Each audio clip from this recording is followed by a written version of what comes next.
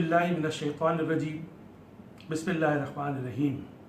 हमारी आज की इस वीडियो का उन्वान है पंजाब पर इल्ज़ामात।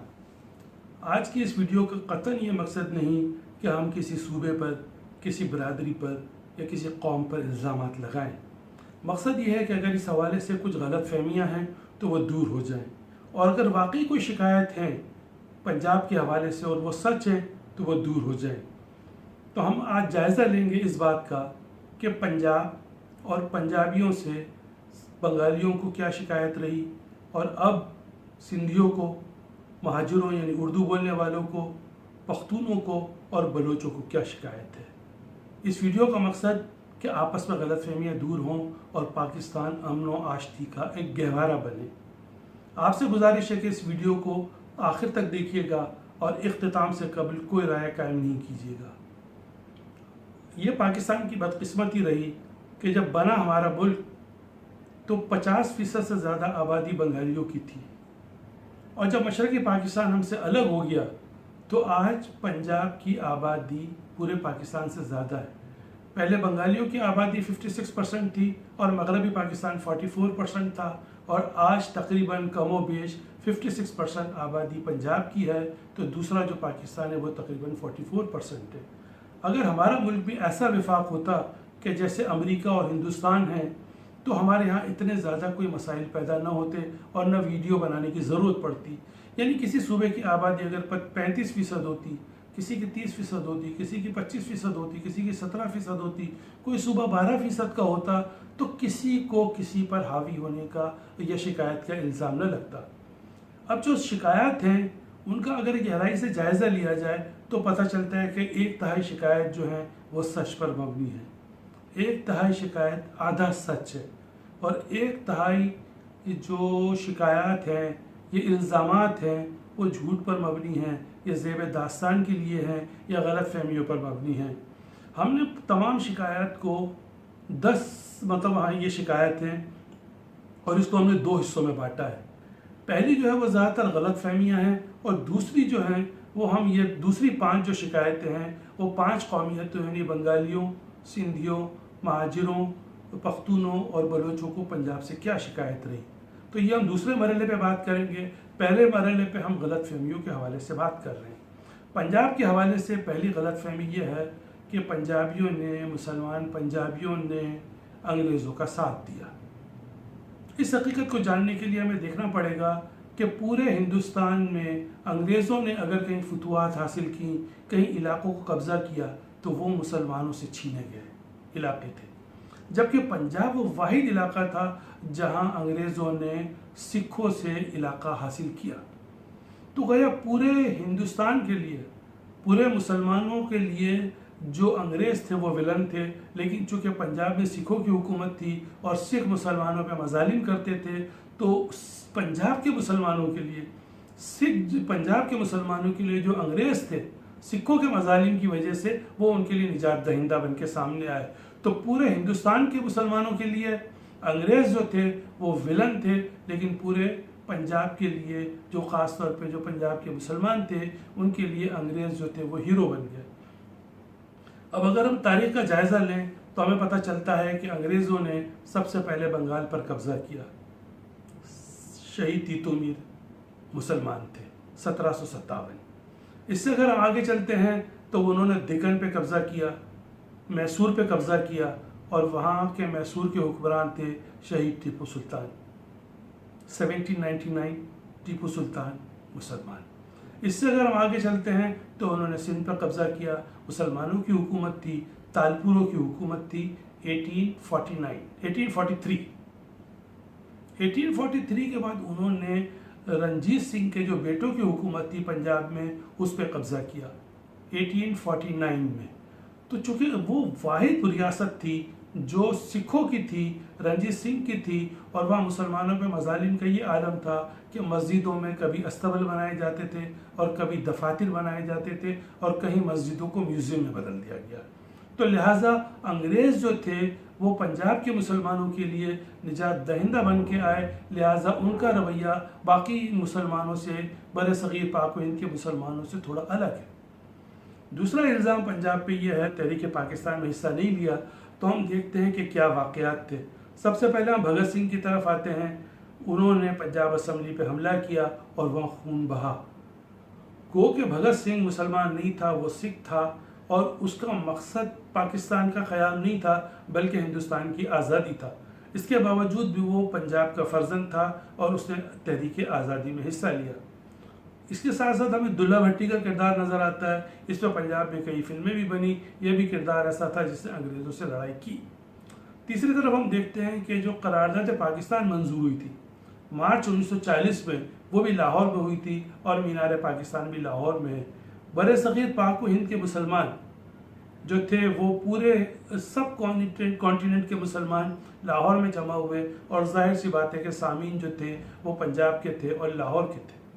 फिर हम देखते हैं कि एक जुलूस जब जा रहा था तो एक बच्ची सुगरा नामी एक तालिबा, उसने जब जुलूस के दौरान अंग्रेज़ों की बिल्डिंग पे जब यूनियन जैक लहरा रहा था तो उस बच्ची ने उस यूनियन जैक को उतार दिया और मुस्लिम लीग का सब्ज़ हिलाली परचम लहरा दिया। अगर हम 1946 के इलेक्शन का देखें तो हमें नज़र आता है कि मुस्लिम लीग पंजाब की सबसे बड़ी पार्टी बनकर सामने आई, लेकिन चूंकि उनकी 50% से ज़्यादा नशिस्तें नहीं थी, लिहाजा पहले मरहले पे यूनियनिस्ट की हुकूमत बनी, वो नाकाम हो गई, तो फिर मुस्लिम लीग की हुकूमत बनी। लिहाजा हमें नज़र आता है कि हर मरहले पे पंजाब ने तहरीक आज़ादी में अपना किरदार अदा किया है। गो कि वो बम्बई, लखनऊ, बंगाल और सिंध के बाद जागे, लेकिन वो जाग गए थे और उन्होंने तहरीक पाकिस्तान में हिस्सा लिया। तीसरा मसला पंजाबियों के हवाले से ये कि वो हावी होने की कोशिश करते हैं और ये इल्ज़ाम किसी हद तक सही है कि पंजाब और पख्तूनों का एक एग्रेसिव मूड होता है। जब वो सिंध में या कराची के इलाकों में आते हैं तो वो लगता है कि उनका जारियाना अंदाज दूसरों को डिफेंसिव पोजीशन पे ले आता है। तो पंजाब की फिल्में भी हम देखते हैं कि वो लाउड हुआ करती थी और हमारी उर्दू फिल्में सॉफ्ट और सोशल मीडिया पे बनती थी। तो ये हकीकत ये हो सकती है कि पंजाब के लोग जो हों वो हक और सच के लिए लड़ाई लड़ रहे हों, लेकिन जब वो अपने ज़ाती मामलात के लिए आते हैं तो उनका जारियाना अंदाज जो है वो दूसरों को बुरा लगता है। अब चूँकि कई साल गुजर चुके हैं, लोगों के अंदर तालीम आ चुकी है, अब जो सिंध के अंदर लोग अगर आ भी रहे हैं पंजाब के लोग तो वो शहरी इलाकों से लोग आते हैं और उनको एहसास होना चाहिए और ये कर भी रहे हैं कि पंजाब के लोग जो हैं वो अगर सिंध में या कराची में आए तो उनका इतना ज़्यादा जारियाना अंदाज नहीं होना चाहिए जो होता है। चौथा इल्ज़ाम कालाबाग डैम के हवाले से लग रहा है कि कालाबाग डैम के हवाले से पंजाब ने बहुत ज़्यादा जोर दिया। रिकॉर्ड देखा जाए तो कालाबाग डैम के हवाले से सिंध का भी फ़ायदा है, खैबर पख्तूनख्वा का भी फ़ायदा है और पूरे पाकिस्तान का फ़ायदा है, लेकिन चूँकि रिजर्वेशन है पंजाब की, सिंध की रिजर्वेशन है और खैबर पख्तूनख्वा की रिजर्वेशन है, उनके तहफ़्फ़ुज़ात हैं कि उनकी असम्बलियाँ इस हवाले से कालाबाग डैम की मुखालिफत में करारदाद पेश कर चुकी है। अब चूँकि ये तय हो चुका है तमाम सियासी पार्टियों के दरमियान और तमाम सूबों के दरमियान कि कालाबाग डैम उस वक्त बनेगा कि जब तमाम सूबे इस पर राज़ी होंगे, तो इसके बाद मैं समझता हूँ कि शिकायत का दरवाज़ा बंद हो जाना चाहिए। और आखिरी इल्ज़ाम ये लगता है कि पंजाब का फ़ौज में तनासुब ज़्यादा है। तो वाक़ईतन अगर देखा जाए तो आज पंजाब की आबादी ज़्यादा है, उनका जो है वो ब्यूरोक्रेसी में भी तनासुब ज़्यादा है, उनका कौमी असम्बली में भी जो है वो ज़्यादा तादाद में है, ये आबादी की वजह से। लेकिन जब बंगाल के लोग थे, जब उनकी आबादी ज़्यादा थी, तब भी बंगाल को ये शिकायत थी, वो रिकॉर्ड पेश करते थे कि हमारे इतने जनरल, इतने ब्रिगेडियर और इतने कर्नल हैं और मगरबी पाकिस्तान के इतने जनरल और ब्रिगेडियर हैं। अगर तारीख देखी जाए तो हमें नज़र आता है कि अंग्रेज़ों ने यह तय किया था कि फ़ौजी लेने हैं तो पंजाब से लेने हैं। हम देखते हैं कि जो इंडिया का पंजाब है वहाँ सिखों का तनासुब ज़्यादा है अपनी आबादी के एतबार से, तो ये अंग्रेज़ों ने तय किया था कि हमें ब्यूरोक्रेट लेने हैं तो यूपी, सीपी, लखनऊ और बिहार की जानिब से लेने हैं और फ़ौजी लेने हैं तो पंजाब से लेने हैं। लेकिन अगर फ़ौज के कमांडर इन चीफ या आर्मी चीफ का रिकॉर्ड देखा जाए तो हमें नज़र आता है कि अयूब खान और याया खान और जनरल वहीद काकड़ पख्तून थे, जनरल असलम बेग और जनरल परवेज़ मुशर्रफ जो थे वो उर्दू बोलने वाले थे। इसके अलावा हम देखते हैं कि जनरल मूसा जो थे वो बलूचिस्तान से उनका ताल्लुक़ था। तो 6 आर्मी चीफ की कमांड करने वाले तो ये हो गए जो नॉन पंजाबी थे, और शुरू में 2 जो अंग्रेज़ हमारे कमांडर इन चीफ थे उनको निकाल दिया जाए तो 16 में से तकरीबन 8 कमांडर इन चीफ या chief of army staff Punjabi रहे हैं और 8 जो है वो नॉन पंजाबी रहे हैं। इतनी कम तादाद में बलोचों के होने के बाद इतनी कम तादाद में उर्दू बोलने वाले के बावजूद जनरल मूसा का, जनरल असलम बेग का और जनरल परवेज़ मुशर्रफ का आर्मी चीफ के ओहदे पर पहुंचना और निस्बतन कम तादाद में होने के बावजूद भी अयूब खान और याया खान का आर्मी चीफ बनना इस बात की निशानदेही करता है कि हमारी फ़ौज के अंदर मेरिट है। और अब दूसरे इलाकों के लोगों को भी, बलूचिस्तान के लोगों को शामिल किया जा रहा है, कराची के लोगों को शामिल किया जा रहा है, और अब एक पता चला है कि एक मेमन लड़का भी पाक फ़ौज में शामिल हुआ है।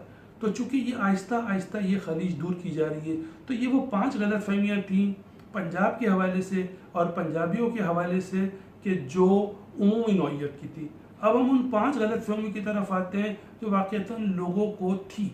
जैसे बंगाल की शिकायत थी, उर्दू बोलने वालों की शिकायत है, सिंधियों की शिकायत, बलोचों की शिकायत और पख्तूनों की शिकायत पे अब हम गुफ्तगू करेंगे। बंगाल के लोगों की ये शिकायत थी कि उनकी आबादी जो है वो 56% है और उनको आबादी के तनासुब से न असम्बली में नुमाइंदगी दी जा रही है और न आमदनी में हिस्सा दिया जा रहा है। तो इसमें उस दौर में तय हुआ था पैरिटी का, इक्वलिटी का, मसावात का, या बराबरी का कि 50% मशरक़ी पाकिस्तान का हिस्सा होगा और 50% मगरबी पाकिस्तान का हिस्सा होगा। आज अगर देखा जाए तो बांग्लादेश की आबादी हमसे कम है और उनकी आमदनी हमसे ज़्यादा है। आज अगर इंडिया और अगर बांग्लादेश और पाकिस्तान एक हो जाएं तो आज बांग्लादेश भी इस बात पे राज़ी नहीं होगा कि आबादी की बुनियाद पे आमदनी की तकसीम हो, इसलिए कि उनकी आमदनी ज़्यादा है और आबादी कम है। और अगर ये कोई फ़ायदा अगर हुआ था तो वो पूरे मगरबी पाकिस्तान को था। दूसरी शिकायत जो है वो बंगालियों के बाद जो आती है वो सिंधियों की शिकायत है। सिंधियों का ये कहना है कि जब सक्खर बैराज तामीर हुआ तो इसके बाद जो ज़मीनें थीं वो फ़ौजियों को दी गई, जिनमें ज़्यादातर तादाद पंजाबियों की थी। अब जाहिर सी बात है कि पंजाबी जो हैं वो ज़्यादातर फ़ौज में हैं, वो मुल्क का दिफा करते हैं, वो मुल्क के लिए शहीद होते हैं और उनको ही निशान हैदर भी मिलते हैं ज़्यादातर। तो जब वो वतन का दिफा कर रहे हैं तो उनकी जो तनख्वाह दी जाती है, उनकी जो मराद दी जाती हैं, वो पूरा मुल्क अपने बजट में से देता है। इसी तरह अगर उन्हें कोई रिवार्ड दिया जाएगा, कोई इनाम दिया जाएगा, कोई ज़मीन दी जाएगी तो पूरे पाकिस्तान को पेश नज़र रख के दी जाएगी। तो ये भी एक बात थी, एक गलत फहमी थी। मुमकिन है कि जो सिंध के लोग हों किसी हद तक उनकी गलत फहमी दूर हो। तीसरी गलत फहमी जो है वो महाजिरों और उर्दू बोलने वालों की है। उनका ये कहना है कि अयूब खान ने बहुत सारे अफसरान को निकाल दिया जो महाजिर थे। यही काम याया खान ने किया और यही भुट्टो ने किया और उनको फिर रिप्लेस किया पंजाबी अफसरान ने। तो जब ये अफसरान की शिकायत है। दूसरी तरफ सनतकारों की शिकायत है कि चूँकि ब्यूरोक्रेसी में उर्दू बोलने वाले नहीं हैं, ज़्यादातर पंजाबी हैं, तो हमें पंजाब के सनतकार के मुकाबले में लेवल प्लेइंग फील्ड नहीं मिलती। ये किसी हद तक ये बात यूँ दुरुस्त हो सकती है कि जब नवाज शरीफ का दौर था और मुस्लिम कमर्शियल बैंक को नेशनलाइज किया जा रहा था तो तवक्कल ग्रुप की बोली ज़्यादा थी। और दूसरी वजह ये थी कि ये जो बैंक था वो वाक़ईतन तवक्कल ग्रुप ने कायम किया था, उनकी जज्बाती वाबस्तगी भी थी इस बैंक से और उनकी बोली भी ज़्यादा थी। इसके बावजूद भी नवाज शरीफ के दौर में ये बैंक मंशा ग्रुप को दिया गया। तो ये कुछ हकीकतें हैं जो सच पर मबनी है, कुछ झूठ पर मबनी है। अब हम आते हैं पख्तूनों के बाद की शिकायत और इसके बाद हम बलोची की शिकायत पर गुफ्तगू करेंगे। पख्तूनों की ये शिकायत है कि उनका जो बिजली की जो आमदनी है वो उनको नहीं दी जा रही। अब ये शिकायत बराह रास्त पंजाब से या पंजाबियों से नहीं है, ये वफाकी हुकूमत से है। और पख्तूनों की शिकायत बंगालियों, सिंधियों और बलोचों के मुकाबले में निस्बतन कम है। वो अपनी आबादी के तनासुब से फ़ौज में हैं, ब्यूरोक्रेसी में भी उनको हिस्सा अपनी आबादी के तनासुब से मिल जाता है, कमोबेश आमदनी भी उनकी इतनी है और उनकी नुमाइंदगी भी पूरे पाकिस्तान में है। लिहाजा पंजाब से जो शिकायत अगर किसी की सबसे कम है तो वो पख्तूनख्वा के लोगों की है। आखिर में हम बलूचिस्तान की तरफ आते हैं। बलोचों की इस हवाले से 2 शिकायतें, एक तो ये कि उनको आमदनी में हिस्सा नहीं मिलता और दूसरा ये कि बलूचिस्तान में मुसलसल हर 5, 10, 15 साल के बाद ऑपरेशन किए जाते हैं। अगर हम ऑपरेशंस का और आमदनी का जायज़ा लें तो हमें लगता है कि सबसे पहला फ़ौजी ऑपरेशन हुआ था 1948 में, जब खान ऑफ कल्लाज से एक कॉन्फ्लिक्ट हुआ था। अंग्रेज़ों ने तय किया था कि 2 मुल्क बनेंगे, एक हिंदुस्तान और पाकिस्तान, कहीं कोई आज़ाद रियासत नहीं होगी। यही चीज़ हिंदुस्तान ने हैदराबाद दिक्कन के साथ की थी कि कोई रियासत आज़ाद नहीं रहेगी, आपको हिंदुस्तान के अंदर शामिल होना है या पाकिस्तान के अंदर। तो ये 1948 की बात थी। लियाकत अली खान का दौर था, वो उर्दू स्पीकिंग थे। दूसरी तरफ हम आते हैं, दूसरा जो ऑपरेशन हुआ वो जनरल अयूब खान के दौर में हुआ, वो पख्तून थे। अगर तीसरे ऑपरेशन की तरफ आते हैं तो वो जुल्फ़िकार अली भुट्टो के दौर में हुआ। उनके इख्तलाफात थे सरदार अताउल्लाह मेंगल से, जो बलूचिस्तान के वज़ीर आला थे। फिर बलूचिस्तान में एक ऑपरेशन शुरू हो गया और वो अगर देखा जाए तो बलोच जो हैं वो एहतजाज करने के लिए गली कुचों में नहीं आते, वो धरना नहीं देते, वो किसी प्रेस क्लब के बाहर नहीं जाते, वो पहाड़ों पे चले जाते हैं। तो इसी तरह जो भुट्टो साहब के दौर में ऑपरेशन हुआ तो भुट्टो साहब का ताल्लुक भी सिंध से था। बड़ा ऑपरेशन चौथा हुआ परवेज़ मुशर्रफ के दौर में, जब नवाब अकबर बुख्ती जाम भाग हो गए। तो अगर देखा जाए तो जनरल परवेज़ मुशर्रफ भी उर्दू बोलने वाले थे। ये अधूरा सच है। ठीक है कि पंजाब के लोग नहीं थे, पंजाब के एक जिनका डोमिसाइल था जनरल ज़ियाउल हक, उनका ताल्लुक मशरक़ी पंजाब लुधियाना से था और वो जो थे उनके दौर में बलूचिस्तान में अमन व अमान रहा। उन्होंने बड़े बेहतरीन आदमी जो जनरल रहीम थे उनको बलूचिस्तान का गवर्नर बनाया और बड़ी हद तक उन्होंने बलूचों के आंसुओं को पोंछने की कोशिश की। लेकिन ये जैसा कि हमने कहा कि अधूरा सच है। अगर फौजी ऑपरेशन होता है तो फ़ौज की राय ली जाती है, फ़ौज के जनरल्स की राय ली जाती है, कोर कमांडर्स की राय ली जाती है। लिहाजा हम ये नहीं कह सकते कि अगर कोई फ़ौजी ऑपरेशन हुआ तो पंजाब से इसका कोई ताल्लुक़ नहीं था। लेकिन दूसरी तरफ बलोचों को भी सोचना चाहिए कि उनकी गलती क्या है। उनको दो बातों को समझने की ज़रूरत है बलोचों को। पहली बात तो ये कि कोई मुल्क अपने किसी खित्ते को, एक इंच ज़मीन को भी आज़ादी देने के लिए तैयार नहीं होता। अगर इस तरह एक इलाके को आज़ादी दे दी जाए, एक कौम को आज़ादी दे दी जाए तो फिर हर कौम आज़ादी मांगेगी और फिर उस मुल्क की बका मुश्किल हो जाती है। उस मुल्क का इक़्तिदार आला कभी नहीं रहता, उस मुल्क की सॉवरेनिटी कभी कायम नहीं होती। लिहाजा आज़ादी के अलावा अगर कोई बात की जाए हुकूक के हवाले से तो हम देखते हैं कि जनरल परवेज़ मुशर्रफ ने बहुत ज़्यादा पैसा दिया बलूचिस्तान के अरकान कौमी और सूबाई असम्बली को। उन्होंने वो पैसा बलूचिस्तान के अवाम पर लगाने की बजाय अपनी जेबों में रख लिया। जब आसिफ ज़रदारी आए तो उन्होंने आगाज़ हुकूक बलूचिस्तान की इब्तिदा की, इस प्रोग्राम की। और हम देखते हैं कि नवाज शरीफ के दौर में भी अच्छे खासे पैसे दिए गए और अब इमरान खान कह रहे हैं कि हमने बलूचिस्तान को वो पैकेज दिया है, वो रुकूम दिए कि तमाम रिकॉर्ड टूट गए। अब बलूचिस्तान के लोगों को ये समझना है कि आज़ादी उनको नहीं मिल सकती। अगर वो आज़ादी हासिल कर भी लें तो एक तरफ ईरान होगा, एक तरफ रशिया होगा, एक तरफ इंडिया होगा, एक तरफ पाकिस्तान होगा, वो बिल्कुल सैंडविच बन जाएंगे। ये बात अताउल्लाह मेंगल कह चुके हैं। उनकी बका इसी में है कि वो पाकिस्तान की हुदूद में रहकर, पाकिस्तान के आइन में रहकर अपने हुकूक मांगें और दूसरे पंजाब के अलावा दूसरे सूबों की भी जिम्मेदारी है कि वो बलूचिस्तान के आंसुओं को पहुँचने की कोशिश करें।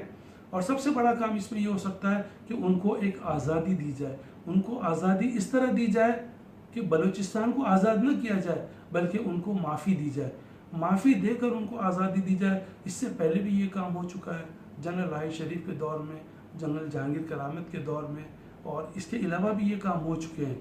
लेकिन इसको मज़ीद आगे बढ़ाने की ज़रूरत है। तो ये कुछ बातें थी पंजाब के हवाले से। जैसा कि हमने कहा कि हमारा मकसद किसी कौम, किसी सूबे, किसी बरादरी को, किसी को मतलब इल्ज़ामात की ज़द में नहीं लाना। हम चाहते हैं कि अगर कोई गलत फहमियाँ हैं तो वो दूर हो जाए, और अगर गलत फहमियाँ नहीं हैं तो वो अगर सच बात है तो ये पंजाब के लोगों की जिम्मेदारी है कि उन गलत फहमियों को दूर करें। अगर आपको ये वीडियो पसंद आई है तो आपसे गुजारिश है कि इसको लाइक कीजिए, इसको शेयर कीजिए और इसको सब्सक्राइब कीजिए। हमारी इस वीडियो का मकसद पाकिस्तान को मुत्तहिद देखना है, पाकिस्तान को हंसता खेलता देखना है, पाकिस्तान को फलता फूलता देखना है और पाकिस्तान को जगमगाता हुआ देखना है। बहुत शुक्रिया।